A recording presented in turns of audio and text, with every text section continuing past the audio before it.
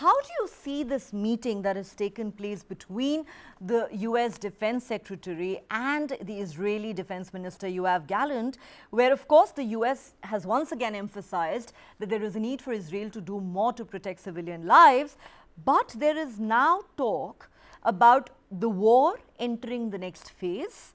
Yoav Gallant says that a lot of the Palestinians who've been displaced may actually be able to return to their homes in northern Gaza. However, no timeline has been laid down. What we are told, though, is that the US is keen that Israel change its strategy and move towards more precision surgical strikes. What more can you tell us about this? If you could just put this into perspective for our viewers. First, good evening to you, Nea, and to your audience. The collaboration and the coordination with the US is an ongoing process. Austin Lloyd's visit to Israel is just one of the so many, I would say, daily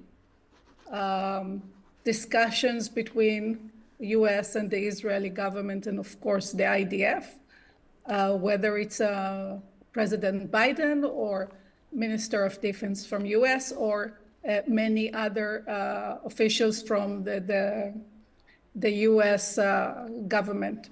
So US pushing Israel for more surgical, I wouldn't call it pushing, I wouldn't call it asking. They work hand in hand and they make joint decisions. Okay, Israel needs the U.S. support, and the U.S.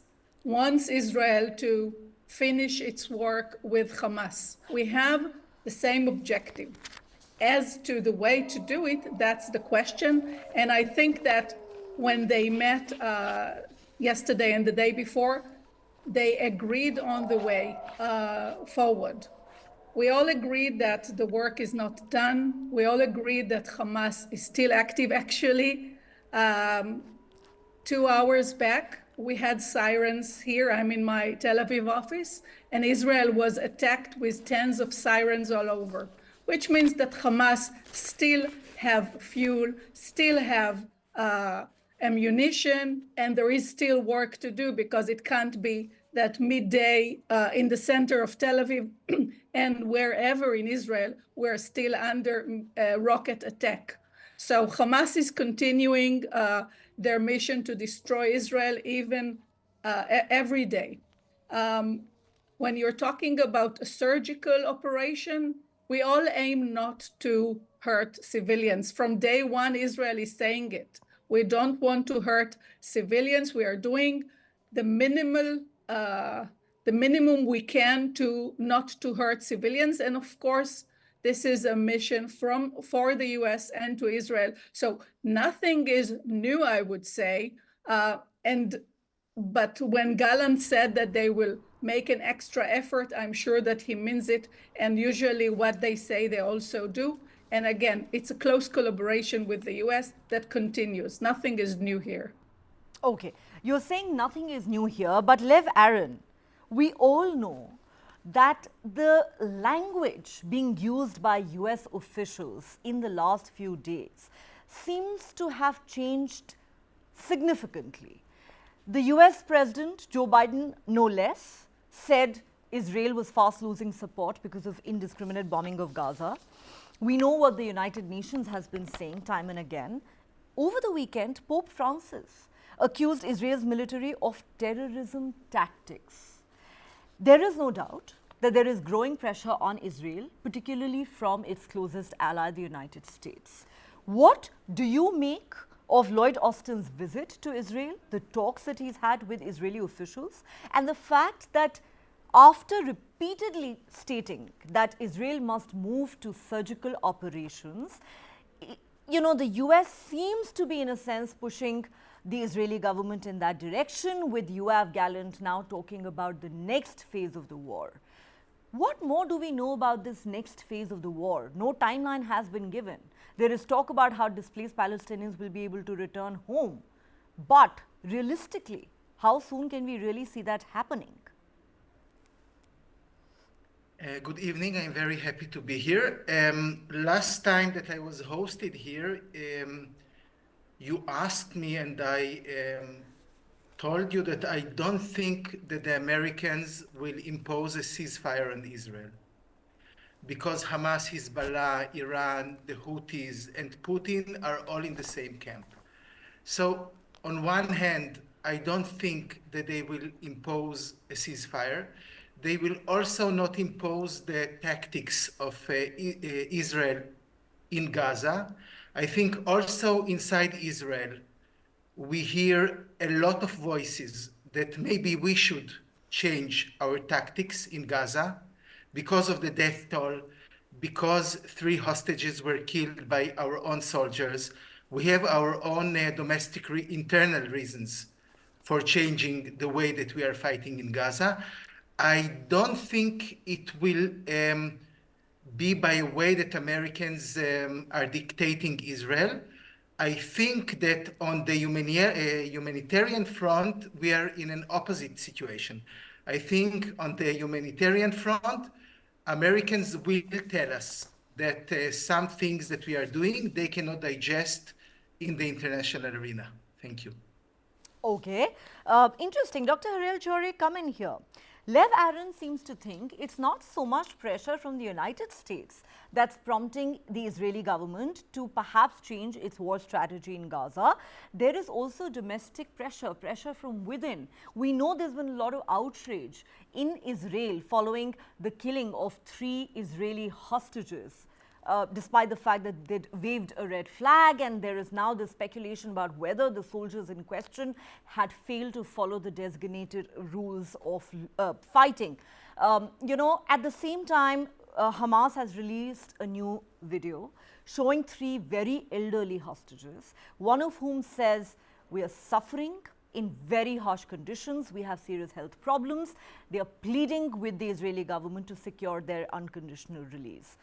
Given all the pressure that has been building up both globally and domestically, do you believe that the Israeli government is now ready to change its tactics? And if the answer is yes, what kind of a change do you really foresee?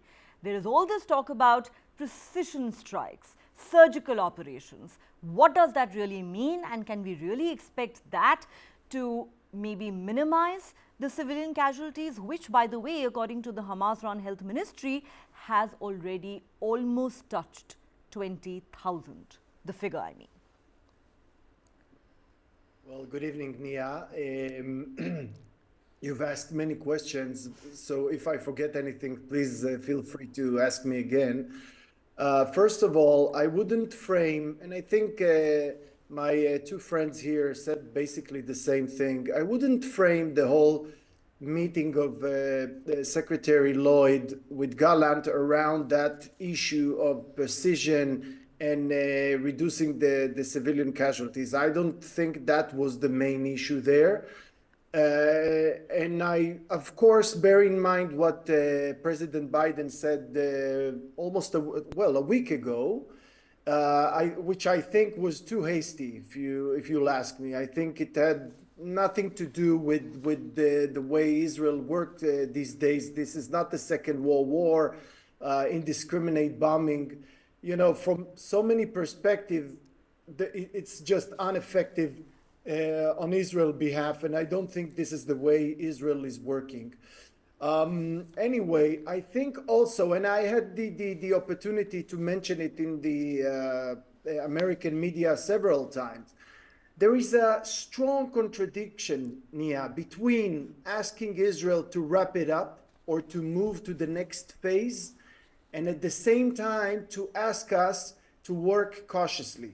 These are conflicting goals. You cannot work fast and at the same time cautiously. It just doesn't work together.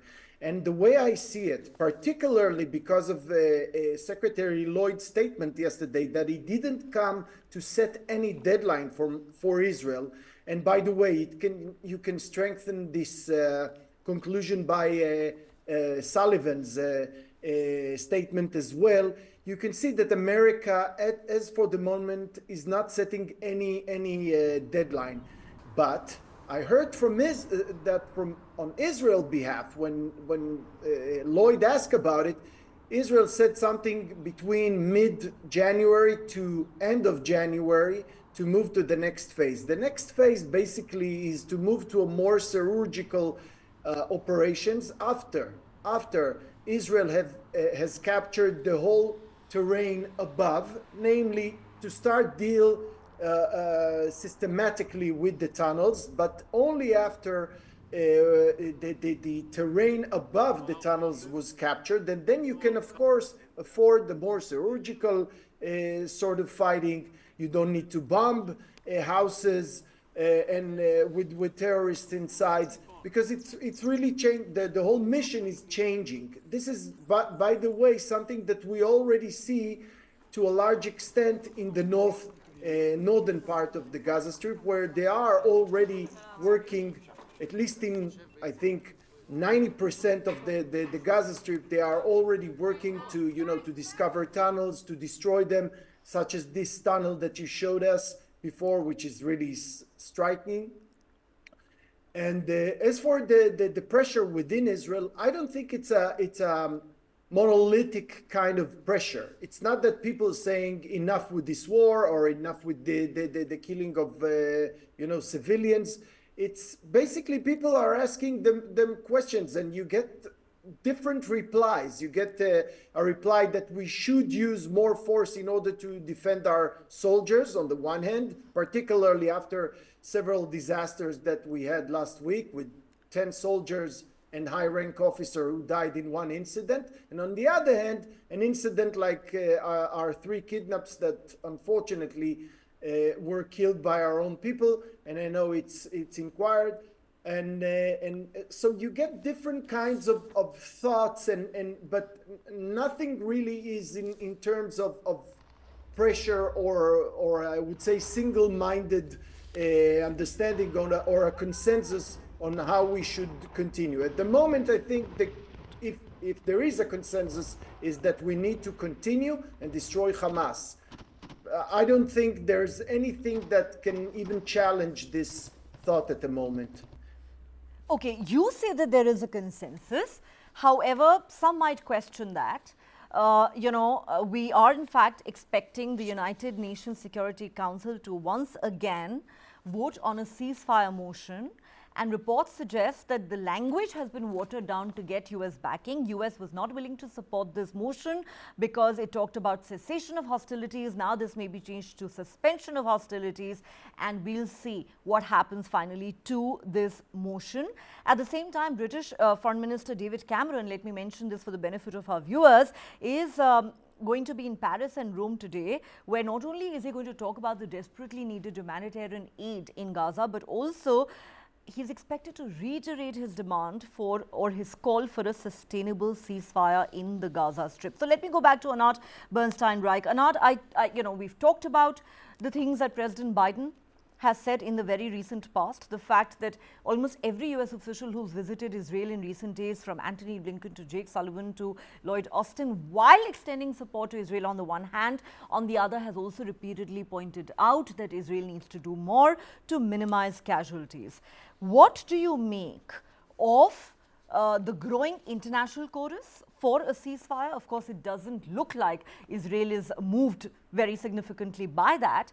And also tell us a little bit about the mood at home. Would it be correct to say that there is a lot of anger, not only because of the killing of the 3 Israeli hostages by the Israeli forces late last week, but also because of the new videos that are coming out showing the hostages in really bad conditions, and the fact that you still have a lot of people there who are still trapped in Gaza, waiting desperately to return home and to be reunited with their loved ones, which also complicates this military campaign for Israel in many ways.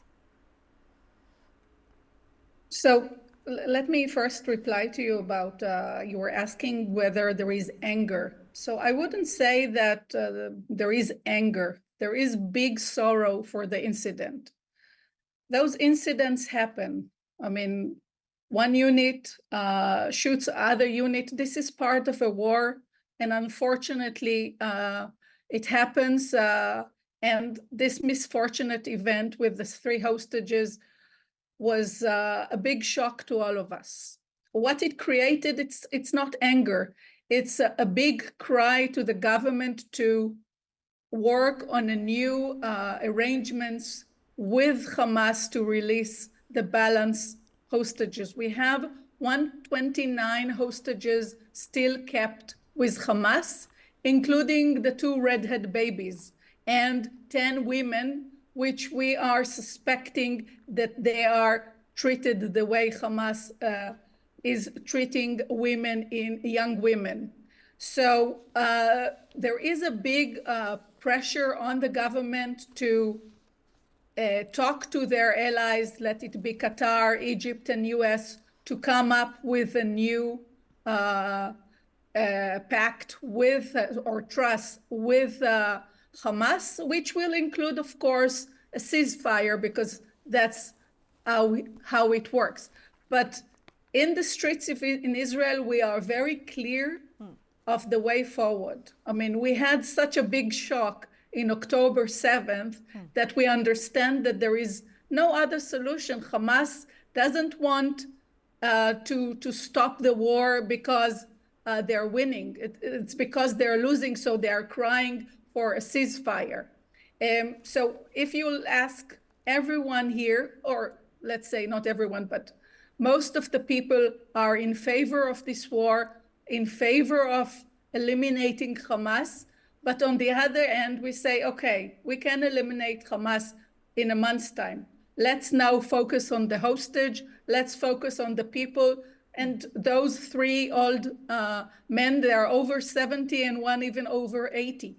The Red Cross, which I over and over mentioned, that they don't do their job. They're not providing anything to the hostage. They didn't even go to see them. They went to see the Palestinian hospitals, but they didn't push enough the Hamas to really meet the hostages. So this is the problem. And the hostages that came back, and several came back in very bad condition, make us push the government, pressure the government to come to some understanding. So this is the mood in Israel. We are very resilient. I mean, now I invite you to come to Israel to meet the people here.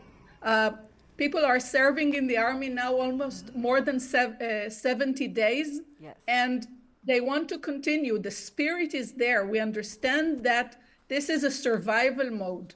And we have no other choice but to finish Hamas and try to bring peace to this region.